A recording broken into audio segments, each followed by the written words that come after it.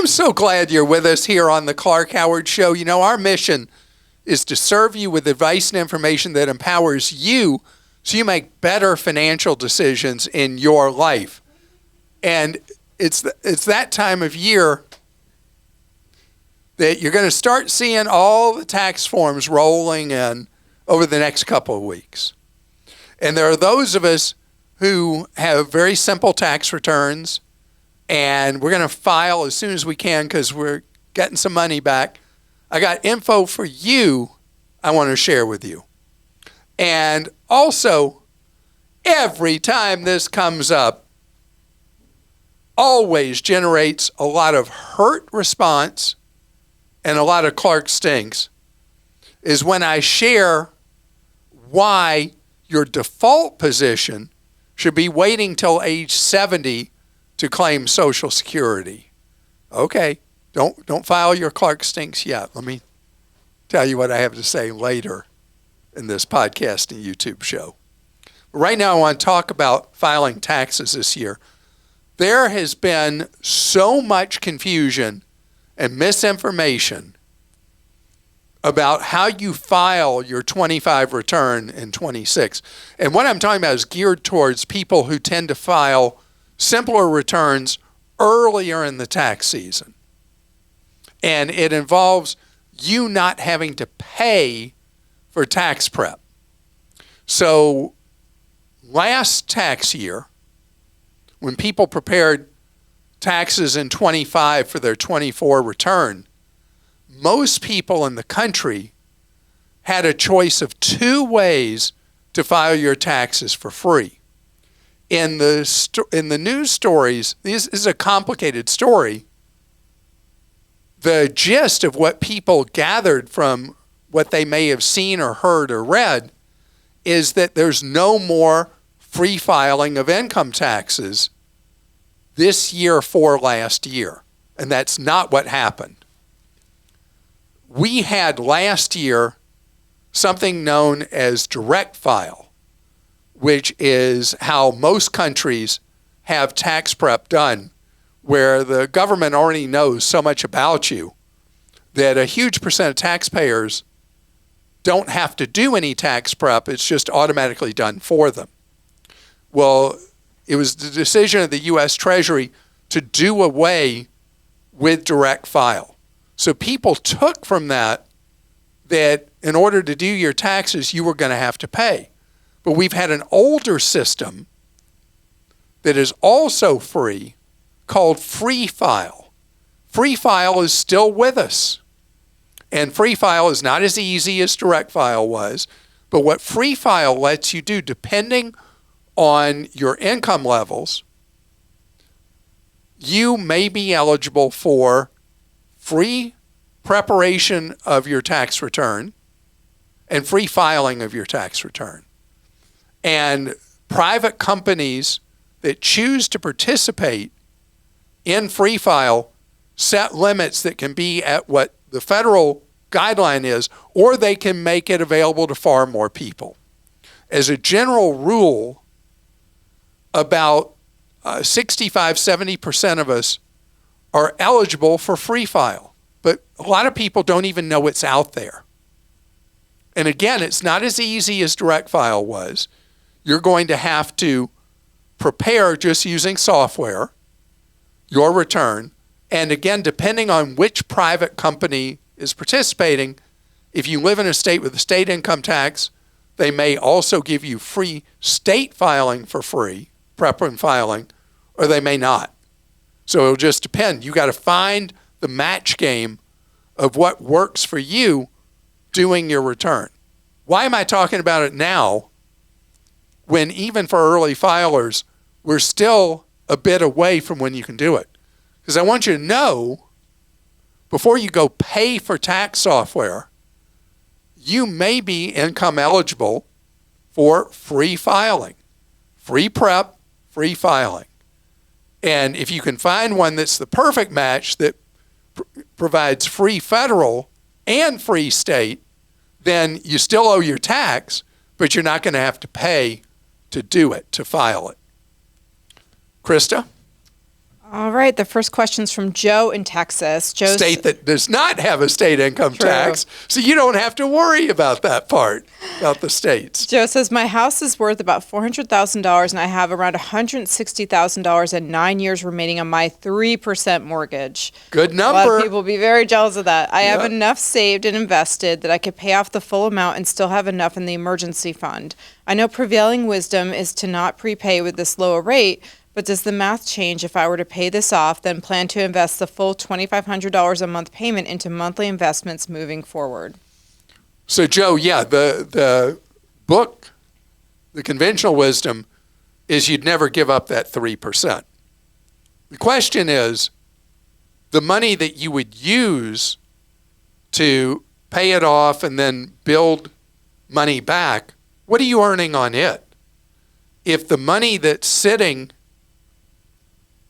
there idle, that's earning whatever in savings, money market, CDs, whatever, if that money, not the overall money, but that money is earning equivalent to 3% or less, the psychology of somebody being a super saver like you, of having no mortgage debt, I know this is heresy, I'd say go for it. I mean, from a practical dollars and cents, you don't want to give up that 3% mortgage. Gives you more flexibility in your life. But it sounds like you don't need the flexibility. If you could pay it off and you still have plenty of rainy day money, and you just like the idea of being mortgage debt free. Yeah, I can see you definitely paying it off, even though it would make more sense and you don't have to worry about it because you hate debt so much. I do despise debt, no doubt. But when people could earn on savings for the last several years 5+%. If you had a 3% mortgage, would you have kept it? I would have kept it if I was earning 5+% and had a 3% mortgage. But today, what you can earn on savings rates are coming down into the threes. And now we're at a point where it's almost a toss-up between what you're earning in savings and what the interest rate is on the mortgage. And since money's not an issue for Joe, and then he can dollar cost average into investing going forward, it is a coin toss what he would do here. Charlie in Texas says, I finally worked up the courage to ask you this question regarding selling our previous 2 homes or keep them rented out. They're both profiting around $800 a month each. These mortgages are at 3.3% and 4%. Bought 12 and 6 years ago. Even though it's been fairly easy thus far, managing the properties ourselves is starting to feel stressful. We're worried about getting unlucky with the next set of tenants, despite trying to create bulletproof leases, and perhaps more repairs will be needed.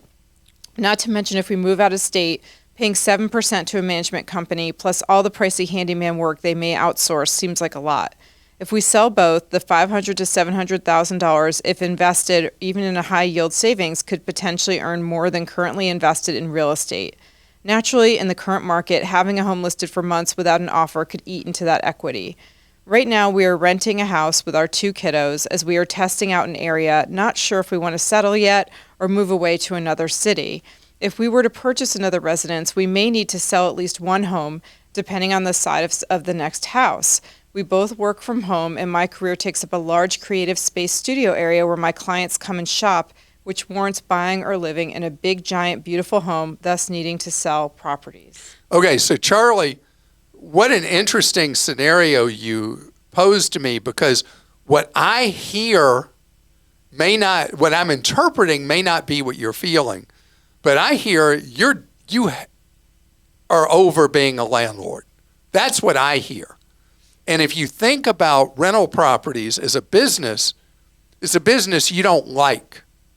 Now, using your example, if you sell them and you put the money in savings, you're going to earn a similar amount, but not effectively, because every month the tenants are helping to pay down that mortgage, creating more equity. And the tax treatment of investment real estate is superior to the tax treatment on money in savings or money market CDs that are taxed at ordinary income tax. So they're not equivalent, but one is no work. The other is work. I've been a landlord since 1983. Being a landlord is not for the faint of heart. Some people just love it. Others sound like you. It's like, wow, this could happen, that could happen. I got this expense. What happens if we got a big maintenance problem? What happens if we got a nightmare tenant? Sounds to me like being a landlord is a no-fun zone for you. So that's how I'd make the decision, because this is a business, a side business you're running, and you're not too keen on it. If I read that right, that's why you sell. Unfortunately, the housing market in Texas generally is pretty lousy right now. So your time to decide you want to wash your hands of rental property may not be the best. But then all real estate markets are local. And in a big metro area in Texas, they're hyper local.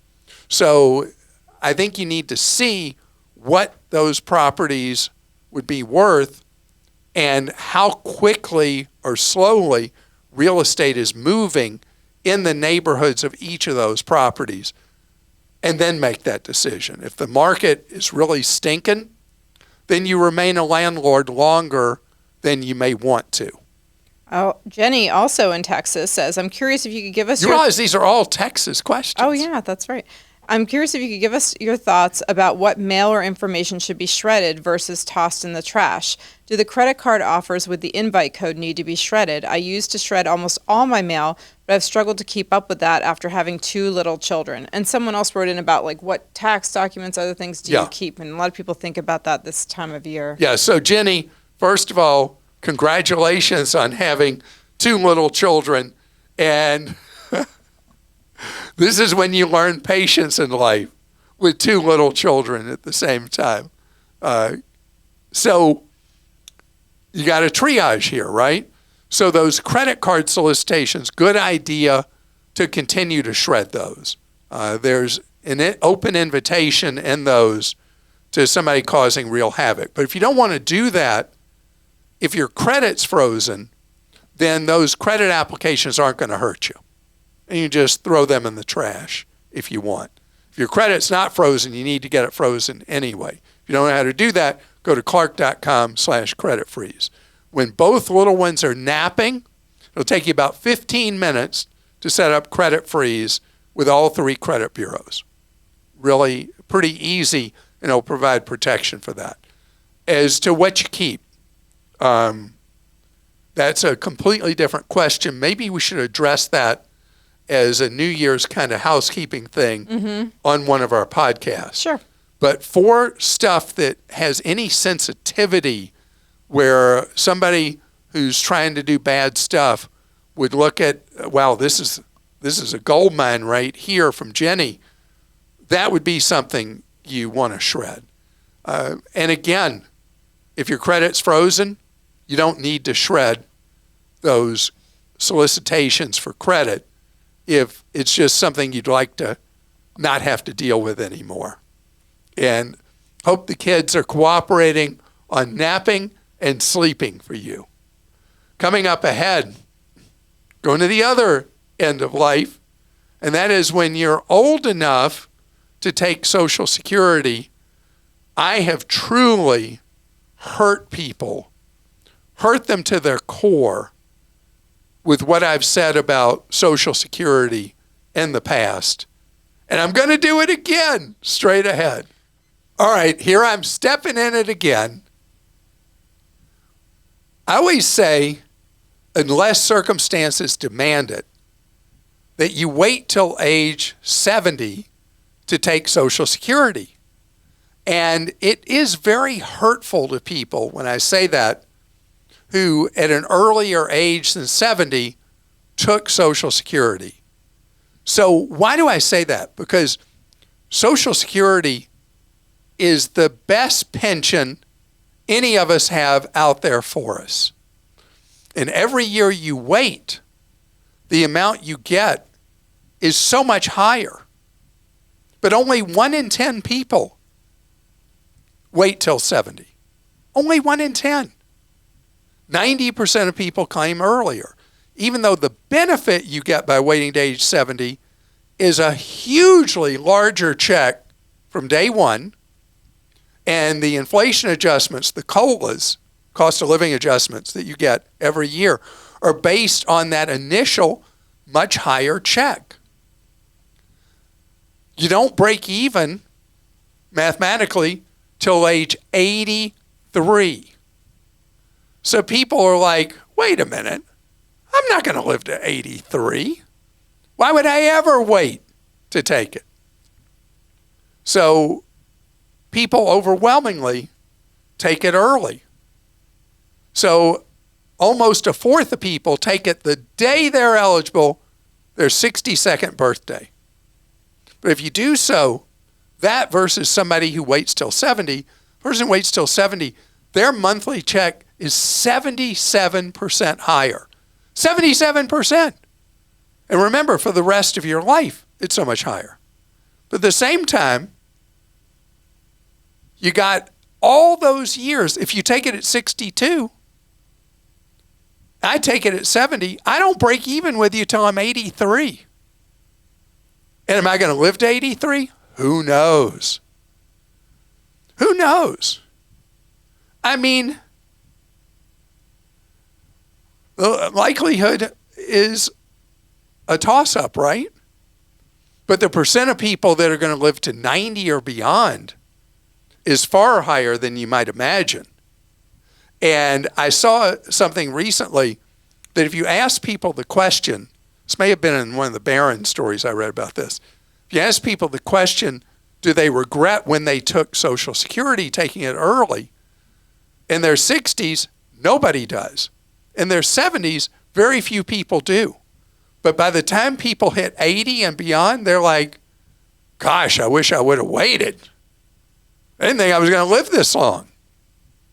And then you got a huge number of people. Okay, so this is from Barron's. It's actually data compiled by the American Academy of Actuaries. A male at age 65, what chance is there that male is going to live to 90? This is much higher than I would have imagined. 33%. 33%.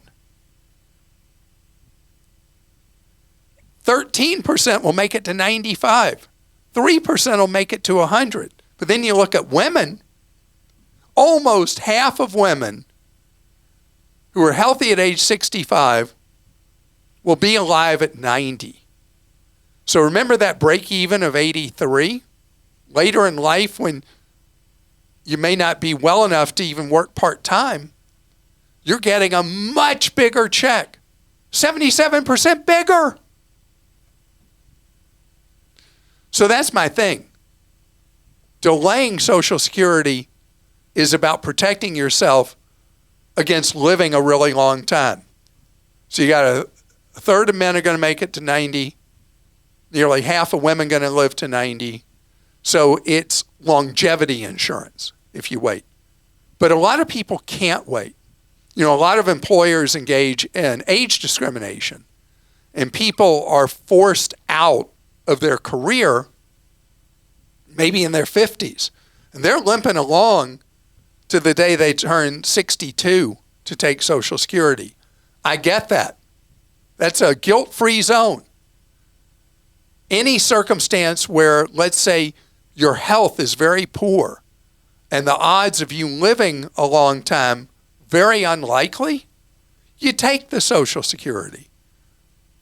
So if it's just a matter of dollars and cents, there are times that getting the dollars earlier makes sense. On the other hand, if it's just because, well, I don't know Social Security is going to be around, so I'm in great shape, but I'm going to take it early because I'm going to get what I can get. That's an excuse, not a reason. So I'm ready for the Clark Stinks. Remember, just go to clark.com/Clark Stinks. And we did, last time I talked about Social Security, we had a comment section for people just to comment on it. And people, I read it, and I want to thank all of you who posted your comments. And they were different than a Clark Stinks kind of thing. They were comments about why they took it. That was through our 62, newsletter. 65, whatever.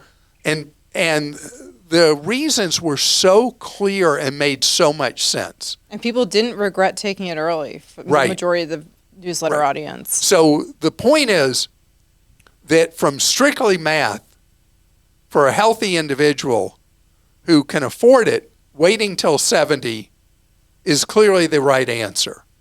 And again, only 1 in 10 people do that. All right.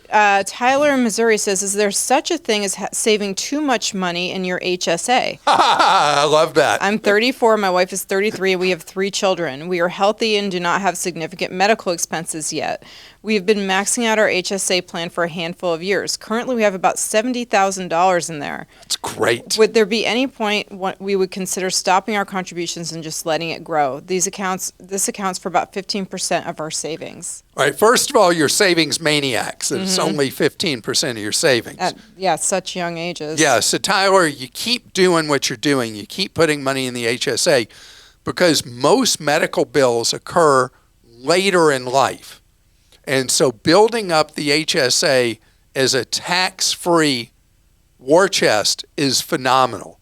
And then later in life, when you're going to have a lot of unreimbursed out-of-pocket medical expenses, you've then got that tax-free money that's grown tax-free all through the years that you spend tax-free on those medical bills.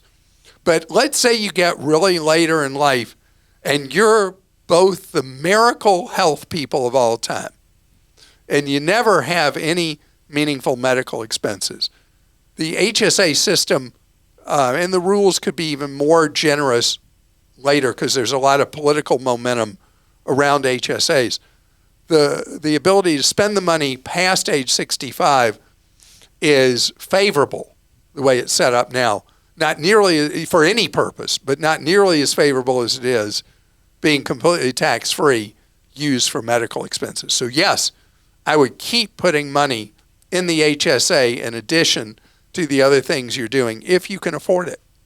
Marie in Oregon says, longtime Clarkie, I recently received a letter from my credit card company that says we may reduce your credit line to better match your credit needs. Your overall credit usage with us and other issuers is low. Because of this, we may lower your credit limit from $8,100 to $4,050. My credit score hovers at about 835. I have no outstanding debt and pay my bills on time. I have 5 credit cards with limits totaling $56,000. I have 1 card I use for almost everything and rotate the other 4 on a monthly basis. Most of the cards I've had for decades. Retired and able to live on Social Security, which thanks to your info I waited to take, and RMDs. My question is... That's required minimum distributions from investments. Right. When looking at credit history, can they see where you're spending? That is, I've had an increase over the past few months in medical co-pays and other medical expenses. Nothing I haven't easily been able to handle, but might this raise a red flag? What's a girl to do? Okay, first of all, Marie, you're doing everything right. Everything right. Normally, the second most important factor in what makes up your credit score is extremely low utilization of the available credit you have. So the default rate on credit cards and delinquency rates have been going up and up and up over the last year. And so the big banks that issue a lot of the credit card market are really getting scared. My wife just got a notice from a credit card that they said that she wasn't using it enough, so they were going to cut her limit 90%. Wow. Yours was half, but hers was 90%. And that was kind of a slap, because there she is using very low utilization. They're saying, okay, so we're gonna cut your limit to where it's almost nothing. And so this is a panic from the big credit card issuers. And the big banks control a huge percent of credit card market share. So what they're worried about is somebody who's been using very little available credit, might lose their job or something. Your case, you're retired, not an issue.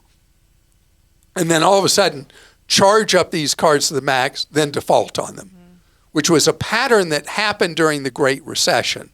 So that's what's happening is the card issuers are terrified how much available credit they have sitting out there right now. What you do is you contact them and say, well, if I start using it more, will you not reduce the limit?